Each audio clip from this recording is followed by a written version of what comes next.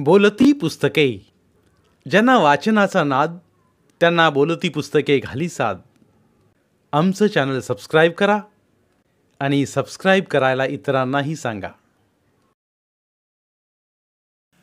नमस्कार श्रोते मित्र हो, बोलती पुस्तके सादर करत आहे लेखिका डॉक्टर मीना सुर्वे लिखित कादंबरी ठिगळ, प्रकरण 22. पक्ष्यांच्या किलबिलाटानं व झऱ्यांच्या सुमधूर आवाजानं किसनाला पहाटे 4:30ला जाग आली. त्यानं मित्रांना उठवण्याचा प्रयत्न केला, पण कुणीच उठलं नाही. किसना नेहमीप्रमाणे मॉर्निंग वॉकला गेला. नेहमीच्या मॉर्निंग वॉकपेक्षा आजचं मॉर्निंग वॉक तनाला व मनाला उभारी देणारं, सशक्त करणारं, उत्साही व रोमांचकारी होतं. धुक्याने भरलेल्या दऱ्यांखोऱ्या, यापूर्वी कधीही न पाहिलेले निसर्गाच्या कॅनव्हासमध्ये भरले अनामिक रंग, विविध रंगाच्या छटा असणारे पशु पक्षी, त्यांचे सुमधूर आवाज, पायाखाली पसरला हिरवागार गवताचा गालिचा व त्या गालिच्यावर पडलेली रंगीबेरंगी फुलांचा सडा, मनमोहक फुलांनी बहरलेले वृक्ष, आसमंतात विखुरला त्यांचा मनमोहक सुगंध, डोंगरावरून खाली मार्गक्रमण करणारा खळखळणारा झरा, त्याचा कर्णमधुर आवाज, अनेक झाडावेलींची तहान शमवणाऱ्या नद्या, नदीच्या दुतर्फा असणारी घनदाट झाडी, त्यामधून आकाशाला गवसणी घालणारे पक्ष्यांचे थवे, पूर्वेला क्षितिजावर रंगाची उधळण करत विराजमान झालेले सूर्यबिंब, ही सारी निसर्गाची अद्भुत किमया पाहून किसना जमिनीवर बसला. विधात्याच्या अद्भुत शक्तीला, सौंदर्याला, निर्मितीला, साक्षात विश्वकर्माला त्यानं साष्टांग दंडवत घातला. तोवर रीटा, निशा व त्यांचा 4-5 मैत्रिणी किसनाला भेटल्या. त्यांनी रश्मीला उठवण्याचा प्रयत्न केला होता, पण ती उठली नव्हती. सारेजण निसर्गाची अनोखी दुनिया पाहत 7पर्यंत हॉटेलकडे परतले. साऱ्यांचे चेहरे निसर्ग सौंदर्याचा आस्वाद घेतल्याने पुलकित झाले होते. रश्मीने खिडकीतून साऱ्यांना हॉटेलकडे येताना पाहिलं. त्यात किसनाही होता. रीटाने केलेल्या विनोदावर किसनासहित सारे खळखळून हसत होते. ते पाहून रश्मीच्या तळपायाची आग मस्तकाला गेली. तिने रूममध्ये उगाचच आदळआपट चालू केली.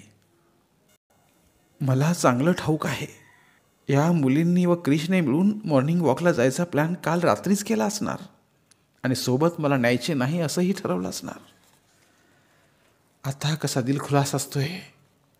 माझ्यासोबत असताना याच्या चेहऱ्यावर नेहमीच 12 वाजलेले असतात. रश्मी स्वगतच बोलत होती. एवढ्यात निशा व रीटा रूममध्ये आल्या. रश्मीला त्या गुड मॉर्निंग म्हणाल्या, पण रश्मी त्यांना रागानं म्हणाली, आधीच तुमच्या वर्तनानं माझी मॉर्निंग बॅड झाली आहे आणि वर कशाला गुड मॉर्निंग म्हणताय?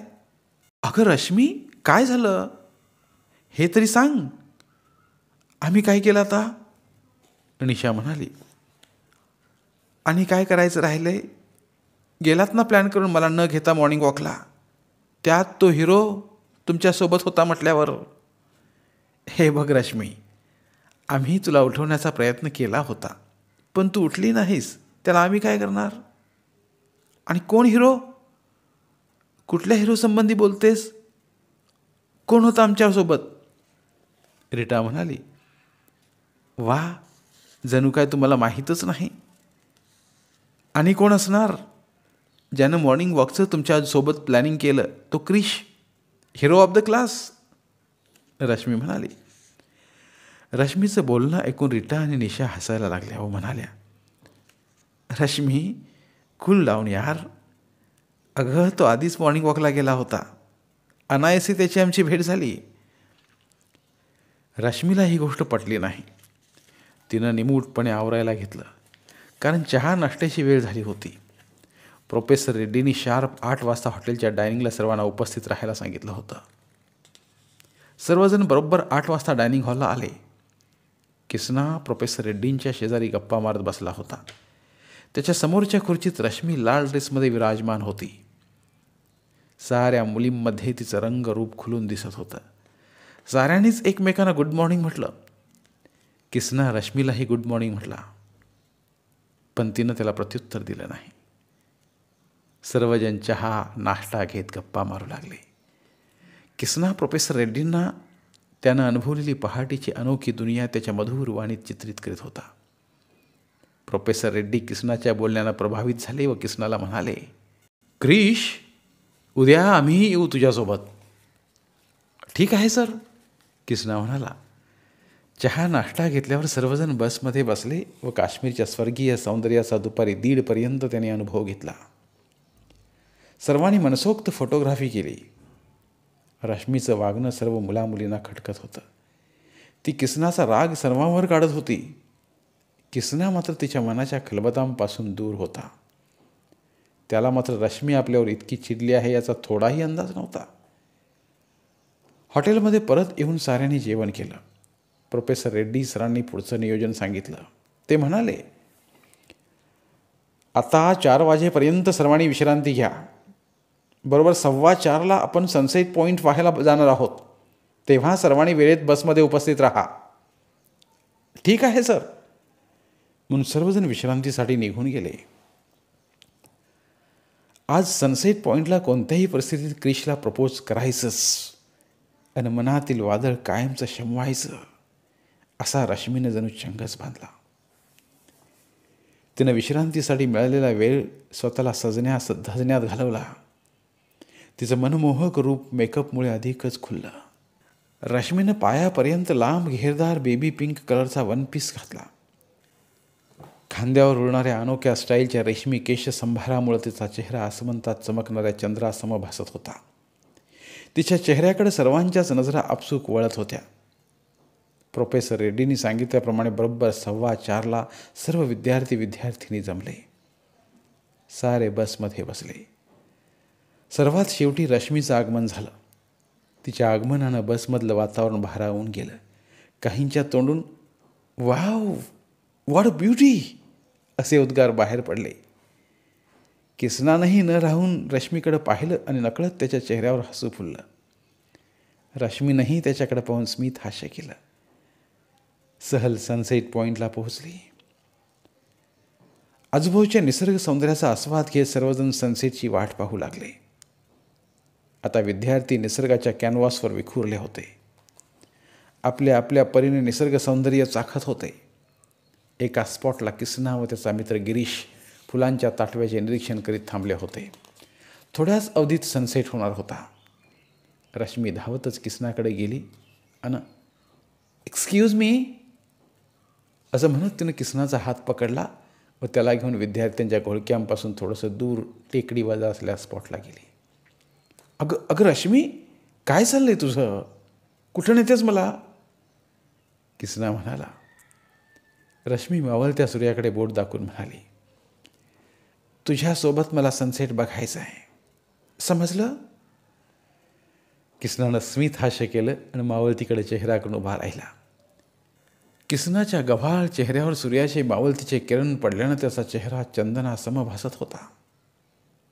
त्यानं घातलेला पांढरा शर्ट सूर्याच्या सोनेरी किरणाने अधिकच शुभ्र दिसत होता. काळी जीन व पांढरा शर्ट या विरुद्ध रंगांच्या पेहरावानं किसना खुलून दिसत होता. कपाळावर उडणारे काळे भोर केस त्याच्या सौंदर्यात आणखीनच भर टाकत होते. किसनाचे उमदं देखणं रूप पाहून रश्मी मंत्रमुग्ध झाली. तिनं हातानं किसनाचा चेहरा मावळतीकडून तिच्याकडे फिरवला. किसनाला त्याच्या चेहऱ्यावर रश्मीच्या हाताचा नाजूक स्पर्श मोर पिसा सम भासला. भिरभिरणारी किसनाची नजर रश्मीच्या चेहऱ्यावर स्थिरावली. मावळतीच्या किरणांनी रश्मीचे मऊ मुलायम केस रेशमासम चमकत होते. सूर्याच्या सोनेरी किरणांनी तिच्या केसांना तांबूस सोनेरी छटा आली होती. डोंगर दऱ्यांतून वाहणारा वारा तिच्या केसांना स्पर्श करण्यासाठी जणू अधीर झाला होता. खोडकर वारा रश्मीचे केस तिच्या चेहऱ्यावर व आसमंतात अलगद उडवत होता. तिने घातलेल्या बेबी पिंक 1 पीसचा घेर वाऱ्याच्या ज्योतांसोबत लाटांसम झुलत होता. मावळतीच्या किरणांनी तिची श्वेत कांती अधिकच उजळून निघाली होती.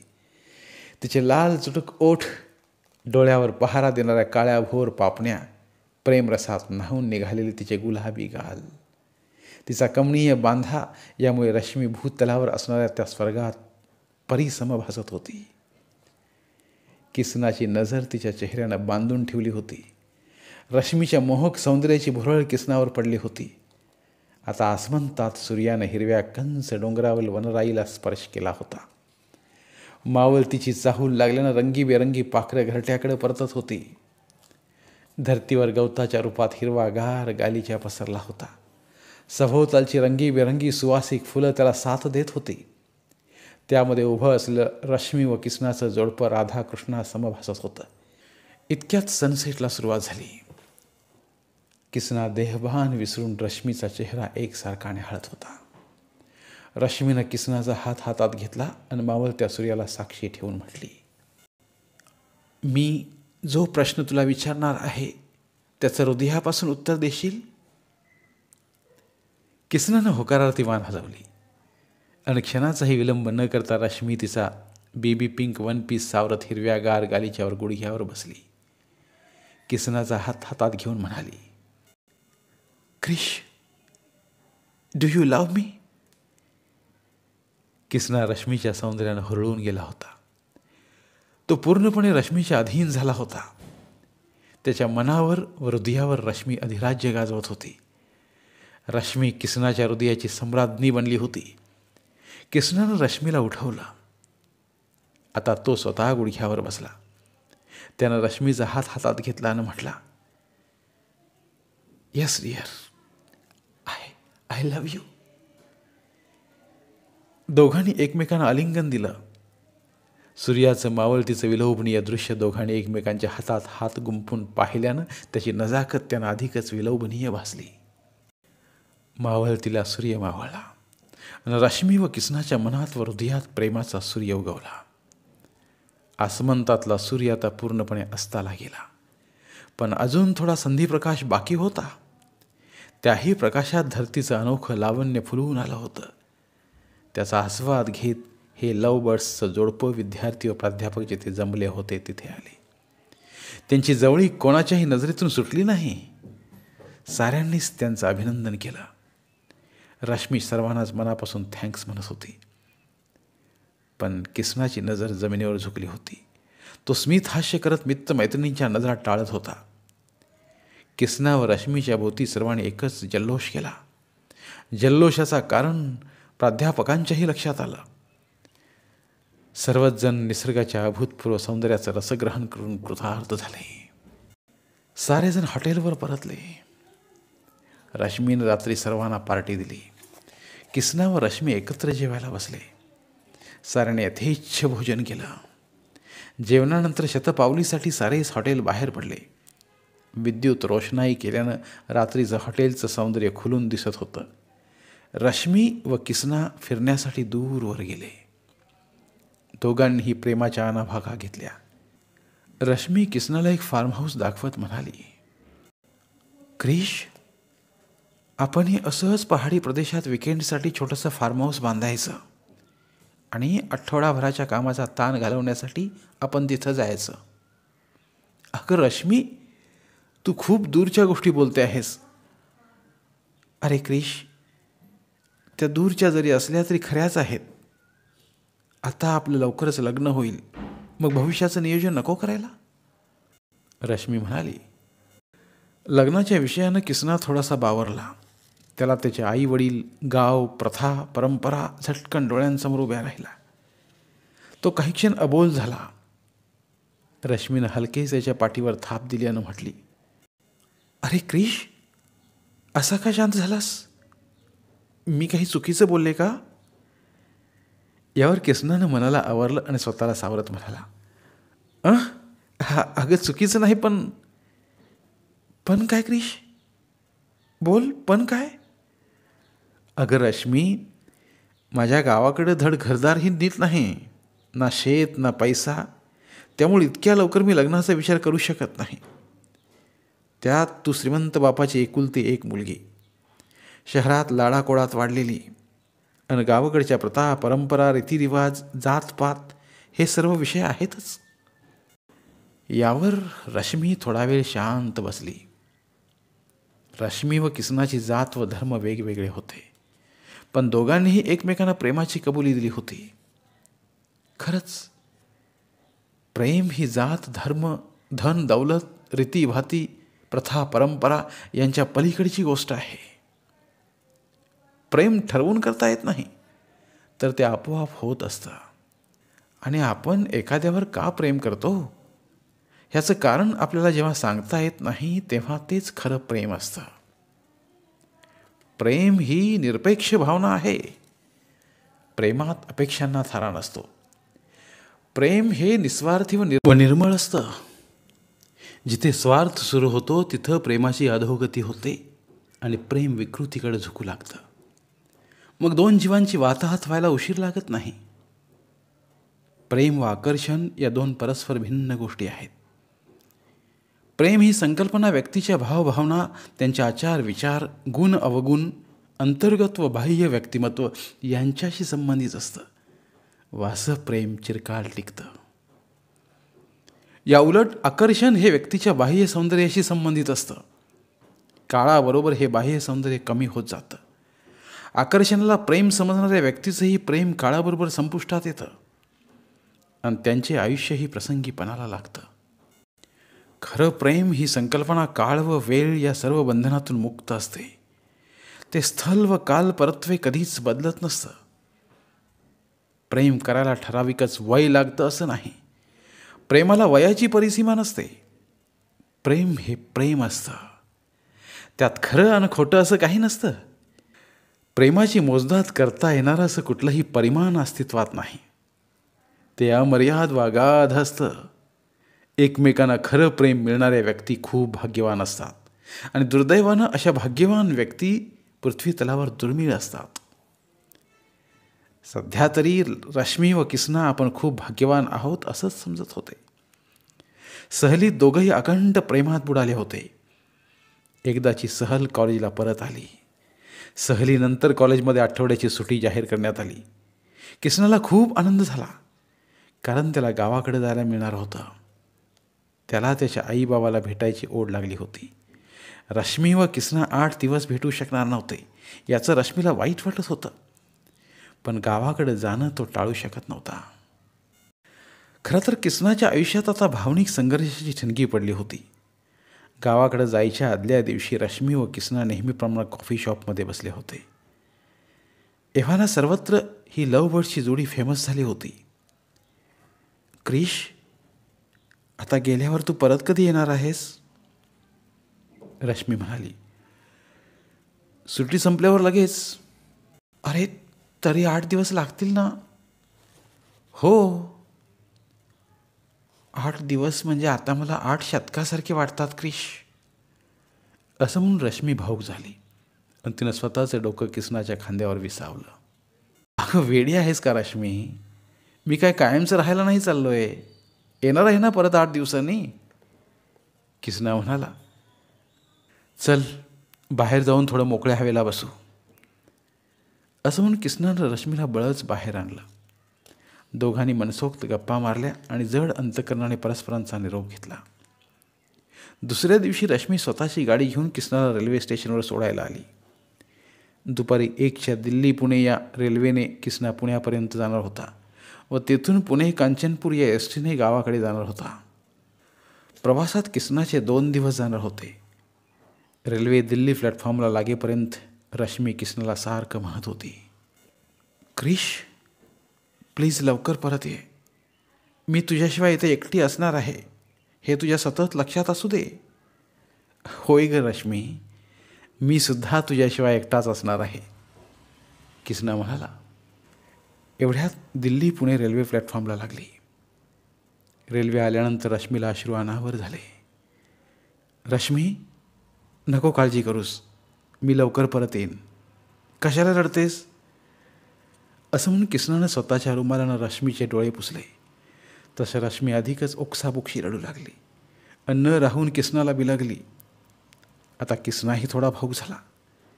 पण जाणं गरजेचं होतं. तो रश्मीला म्हणाला. तू म्हणत असशील तर राहू दे का जायला? अरे नको क्रिश, तू ये जाऊन. असं म्हणत रश्मी किसनाला सोडून थोडं मागे सरकून उभी राहिली. किसनानं बॅग्स उचलल्या आणि रेल्वेत प्रवेश केला. रश्मी खिडकीच्या बाहेर उभी होती. एकदाची रेल्वे सुरू झाली. किसनानं हात बाहेर काढून रश्मीला बाय केलं. साश्रू नयनाने रश्मीने किसनाला निरोप दिला. किसनाचं मन आईबाबाच्या भेटीला आतुरलं होतं. रश्मी व आई वडील या दोन टोकांमध्ये किसनाची आता चांगलीच ओढाताण झालेली होती. घरी पूर्वसूचना न देताच किसना गावाकडे निघाला होता. 2 दिवसातच किसना कांचनपूरला पोहोचला. धन्यवाद. उर्वरित कादंबरी पुढील भागात. धन्यवाद. प्रिय श्रोते मित्र हो, आपल्यासाठी एक आवाहन. आमच्या चॅनलच्या प्लेलिस्ट विभागात तुमच्यासाठी शेकडो कादंबऱ्यांचे ऑडिओ बुक्स उपलब्ध आहेत. तिथे प्रत्येक कादंबरीचे सर्व भाग एकत्रित मिळतील. त्यामुळे सध्या सुरू असलेल्या क्रमशः कादंबरीच्या पुढील भागासाठी वाट पाहण्याची गरज नाही. तुमच्या वेळेनुसार तुम्ही संपूर्ण कादंबरी सलगपणे ऐकू शकतात आणि साहित्याचा आस्वाद घेऊ शकता. कृपया आमच्या चॅनलच्या होमपेजवर जाऊन प्लेलिस्ट चेक करा आणि तुमची आवडती कादंबरी निवडा. धन्यवाद.